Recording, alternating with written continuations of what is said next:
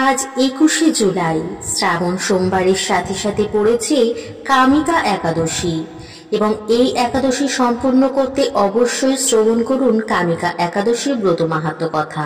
শ্রাবণ কৃষ্ণপক্ষিয়া কামিকা একাদশীর কথা ব্রহ্ম বৈবর্ত পুরাণে যুধিষ্ঠির শ্রীকৃষ্ণ সংবাদে বলা হয়েছে। যুধিষ্ঠির মহারাজ শ্রীকৃষ্ণকে বললেন, হে গোবিন্দ, হে বাসুদেব, শ্রাবণ মাসের কৃষ্ণপক্ষের একাদশীর নাম এবং মাহাত্ম্য সবিস্তারে আমার কাছে বর্ণনা করুন, তা শুনতে আমি অত্যন্ত কৌতূহলী। প্রত্যুত্তরে ভক্তবৎসল ভগবান শ্রীকৃষ্ণ বললেন, হে রাজন, পূর্বে দেবর্ষি নারদ প্রজাপতি ব্রহ্মাকে এই প্রশ্ন করলে তিনি যে উত্তর প্রদান করেছিলেন আমি এখন সেই কথাই বলছি, আপনি মনোযোগ সহকারে তা শ্রবণ করুন। এক সময় ব্রহ্মার কাছে ভক্ত শ্রেষ্ঠ নারদ জিজ্ঞাসা করলেন, হে ভগবান, শ্রাবণ মাসের কৃষ্ণপক্ষিয়া একাদশীর নাম কি? এর আরাধ্য দেবতা কে?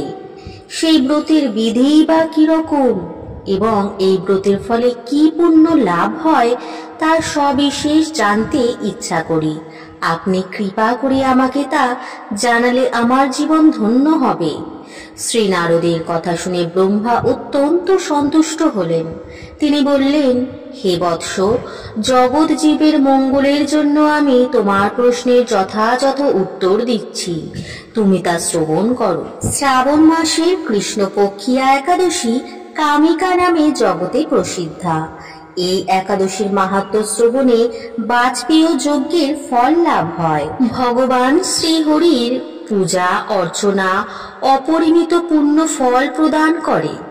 গঙ্গা, গোদাবরী, কাশী, নৈমিষারণ্য, পুষ্কর ইত্যাদি তীর্থ দর্শনের সমস্ত ফল একমাত্র কৃষ্ণ পূজার মাধ্যমে কোটিগুণ লাভ করা যায়। সাগর ও অরণ্যযুক্ত পৃথিবী দানের ফল, দুগ্ধবতী গাভী দানের ফল অনায়াসে এই ব্রত পালনে লাভ হয়। যারা পাপ পুণ্য সাগরে নিমগ্ন, এই ব্রতই তাদের উদ্ধারের একমাত্র সহজ উপায়।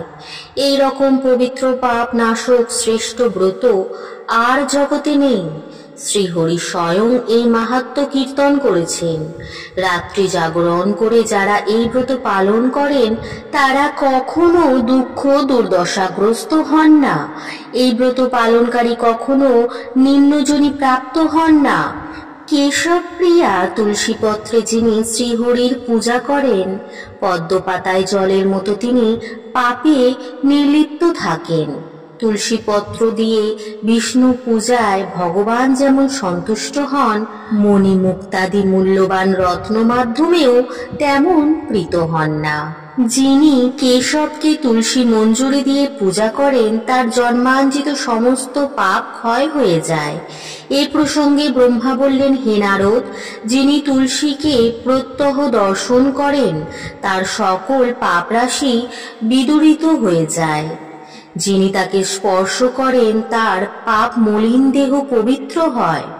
তাকে প্রণাম করলে সমস্ত রোগ দূর হয়। তাকে জল সিঞ্চন করলে যমও তার কাছে আসতে ভয় পান। শ্রী হরিচরণে তুলসী অর্পিত হলে ভগবত ভক্তি লাভ হয়। তাই হে কৃষ্ণ ভক্তি প্রদায়িনী, তোমায় প্রণাম করি। যে ব্যক্তি হরিবাসরে ভগবানের সামনে দীপদান করেন, চিত্তগুপ্ত তার পুণ্যের সংখ্যা হিসাব করতে পারে না। তার পিতৃপুরুষরাও পরম তৃপ্তি লাভ করেন। শ্রীকৃষ্ণ বললেন, হে রাজন, আমি আপনার কাছে সর্বপাপ হারিণী কামিকা একাদশীর মাহাত্ম্য বর্ণনা করলাম। অতএব যিনি ব্রহ্মহত্যা, ভ্রূণ হত্যা, পাপ বিনাশিনী মহাপুণ্য ফলদায়ী এই ব্রত পালন করবেন ও এই মাহাত্ম্য শ্রদ্ধা সহকারে পাঠ অথবা শ্রবণ করবেন, তিনি সর্বপাপ থেকে মুক্ত হয়ে বিষ্ণুলোকে গমন করবেন। তো প্রিয় বন্ধুরা, ভিডিওটা যদি ভালো লাগে বন্ধুদের মধ্যে শেয়ার করতে ভুলবেন না এবং পাশে থাকার জন্য সাবস্ক্রাইব করতে ভুলবেন না।